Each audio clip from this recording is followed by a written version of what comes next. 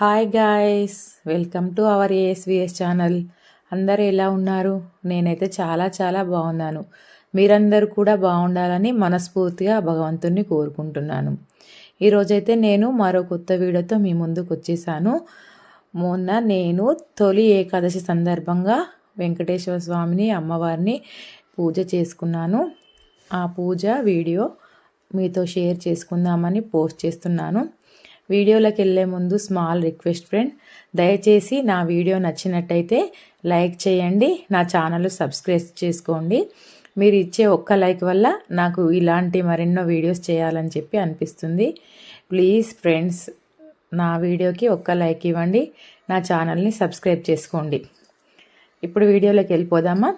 ఇది వచ్చేసి తొలి ఏకాదశి సందర్భంగా నేనైతే పూజ చేశానని చెప్పాను కదా.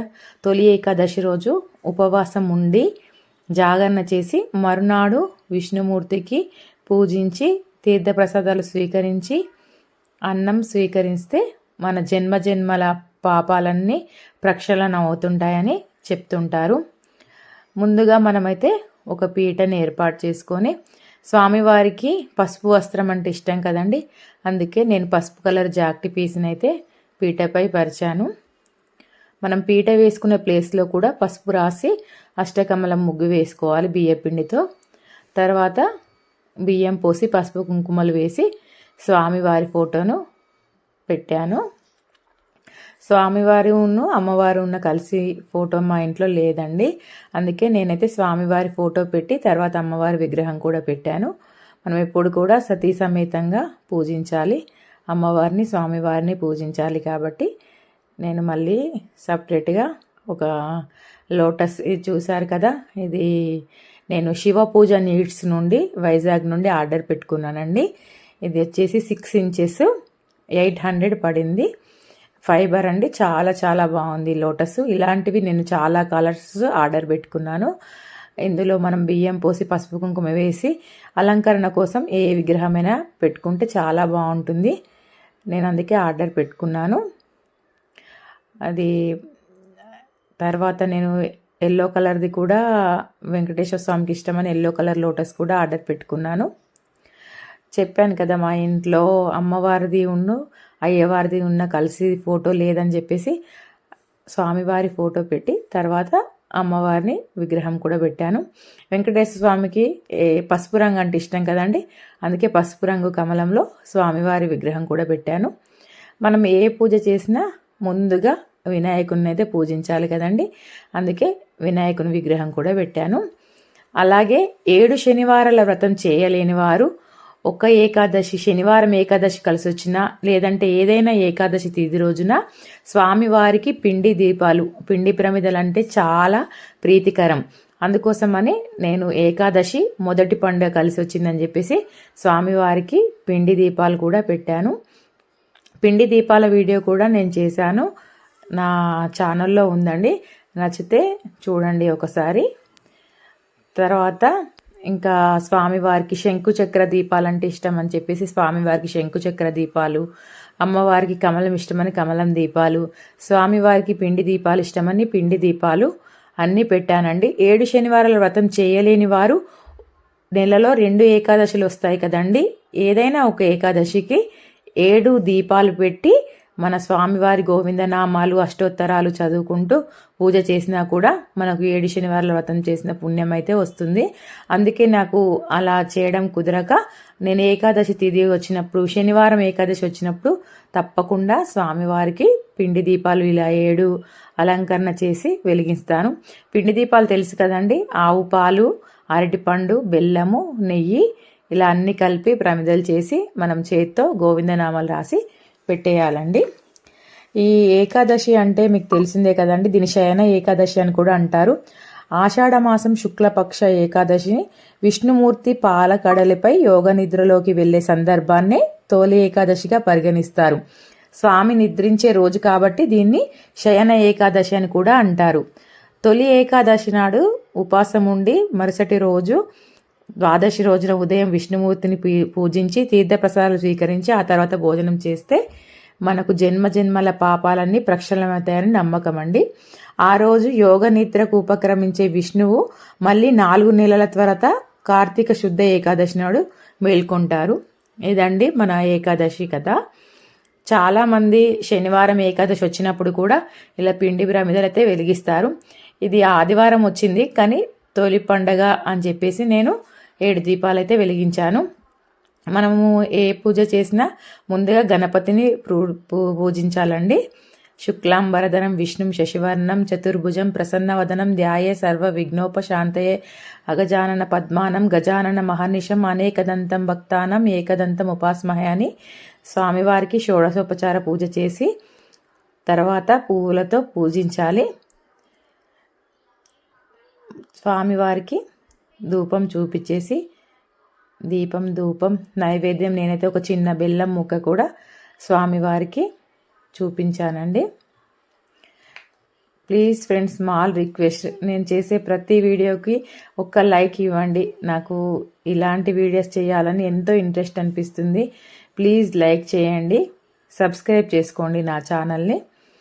స్వామివారికి బెల్లం నైవేద్యం ముక్క పెట్టేసి చూపించాలి. తర్వాత అమ్మవారికి మందీప వర్ణన చదివాను, తర్వాత అష్టోత్తరాలు కూడా చదివాను. లక్ష్మీదేవికి మందీప వర్ణన పూజ చాలాసార్లు చేశానండి నేను. అందుకే అమ్మవారిని అయ్యగారిని ఒకరోజు పూజించాలన్న సంకల్పంతో నేను మందీప వర్ణన చదివాను, అష్టోత్తరాలు కూడా చదివాను.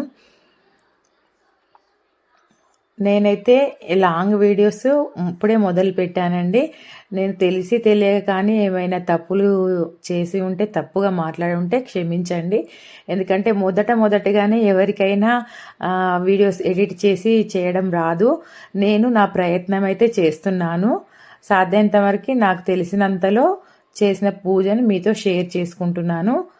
అందుకే 1కి 2 సార్లు చెప్తున్నానండి. నేను వీడియోలో ఏమైనా తప్పుగా మాట్లాడి ఉంటే, పూజలో ఏమైనా తప్పులుగా చేసి ఉంటే నాకు చెప్పండి, నేను ఏమీ అనుకోను. అందరికీ అన్నీ తెలియవు కదండి. చాలామంది తెలిసిన వాళ్ళకైనా కొన్ని తెలియకపోవచ్చు. తర్వాత వెంకటేశ్వర స్వామికి అష్టోత్తరాలండి. అష్టోత్తరాలు చదివి తర్వాత గోవిందనామాలంటే ఇష్టం కదండి స్వామివారికి. గోవిందనామాలు చదువుకుంటూ ఒక్కొక్క పుష్పాన్ని సమర్పించాను. నేను ఎప్పుడు కూడా 7 శనివార వ్రతం చేయాలని చాలాసార్లు అనుకున్నానండి, చేయలేకపోతున్నాను. కానీ స్వామివారు అనుగ్రహం వలన ఇలా వీలైనప్పుడల్లా ఏకాదశికి మాత్రం 7 శనివార వ్రతం చేసినట్టుగానే స్వామివారికి బెల్లం పాకము, పప్పు నైవేద్యం పెట్టేసి తర్వాత ఇలా పిండి దీపాలు కూడా వెలిగించి పూజ అయితే చేసుకుంటున్నానండి. చూడండి అమ్మవారు అయ్యవారు ఎంత చక్కగా కనిపిస్తున్నారో. తర్వాత ఈరోజు తొలి ఏకాదశి సందర్భంగా పేలాల పిండి అంటే స్వామివారికి చాలా ఇష్టం అంటండి. నేనైతే ఇంట్లోనే తయారు చేశాను. పేలాల పిండి అంటే తెలుసు కదండి మీకు, మన మొక్కజొన్న పేలాలు, తర్వాత కొంచెం ఇలాచీ పౌడరు మిక్సీకి పట్టేసి పొడిలాగా అవుతుంది. అది స్వామివారికి నైవేద్యం పెట్టాలి. ఎప్పుడు కానీ మనం వడపప్పు, పానకము స్వామివారికి నైవేద్యం ఇష్టం కదా, అవే పెడతాము. ముఖ్యంగా తొలి ఏకాదశి సందర్భంగా మాత్రం ఈ పేలాల పిండిని కూడా పెట్టాలి అని చెప్పేసి నేను ఇంట్లోనే తయారు చేశాను. పేలాల పిండిని తయారు చేసి అది కూడా నైవేద్యంగా స్వామివారికి చూపించాను. నా పూజ అయిపోయిన తర్వాత నేనైతే ఉపవాసం ఉన్నాను. ఆరోగ్యం సహకరించలేని వాళ్ళు పాలు పండ్లు స్వీకరించి కూడా ఉండవచ్చు. ఆరోగ్యం బాగుంది, మేము చేయగలం అనుకునే వాళ్ళు రోజంతా ఉపవాసం ఉండి మరునాడు తర్వాత పూజ చేసి భోజనం స్వీకరించవచ్చు. నాకు కొంచెం ఆరోగ్యం సహకరించక నేనైతే ఒక పూట భోజనం చేసి ఒక పూట టిఫిన్ తిన్నాను. అలా చేయలేని వాళ్ళు మొత్తం ఉపవాసం కూడా ఉండొచ్చండి. దీపం ధూపం నైవేద్యం అన్నీ చూపించేసి స్వామివారికి గోవిందనామాలు చదివిన తర్వాత చూపించాను. ఏకాదశి నా తొలి పండుగ కదండి, అందుకే కొంచెము ఎక్కువ టైం పట్టింది నాకు. కానీ మనము ఎంత భక్తితో శ్రద్ధతో ఆ స్వామివారిని పూజిస్తే మనకు అంత సంతోషంగా ఆనందంగా అనిపిస్తుంది. అసలు అలసట ఏమీ అనిపించదు. మనకు దేవునికి పూజ చేసినప్పుడు మనకు తెలియకుండానే ఆ రోజు ఆకలి ఏమీ అనిపించదు. మనసుకు ఎంతో ప్రశాంతంగా హాయిగా అనిపిస్తుంది. నేనైతే చాలా చక్కగా ప్రశాంతంగా పూజ చేసుకున్నాను. స్వామివారికి అమ్మవారికి ముత్యాల హారతి పంచహారతి అంటే ఇష్టం అని చెప్పేసి ముత్యాలు వేసి ముత్యాల హారతి పంచహారతి కూడా స్వామివారికి అమ్మవారికి మంగళహారతి పాట పాడుకుంటూ హారతి కూడా చూపించాను. నేనేమన్నా మిస్టేక్స్ మాట్లాడితే మాత్రం దయచేసి నన్ను క్షమించండి. నేను కొత్తగా యూట్యూబ్ ఛానల్ స్టార్ట్ చేశానండి. లెంతీ వీడియోస్ చేయడం కూడా ఇది రెండోది నా లెంతీ వీడియో. నేను ఇంతకుముందు ఇంకెప్పుడు లెంతీ వీడియోస్ కూడా పోస్ట్ చేయలేదండి, షార్ట్స్ మాత్రమే పెట్టాను. ఏమైనా తప్పులు ఉంటే తప్పకుండా క్షమించగలరు. నా వీడియోని లైక్ చేసుకోండి ప్లీజ్. నా ఛానల్ని సబ్స్క్రైబ్ చేసుకోండి.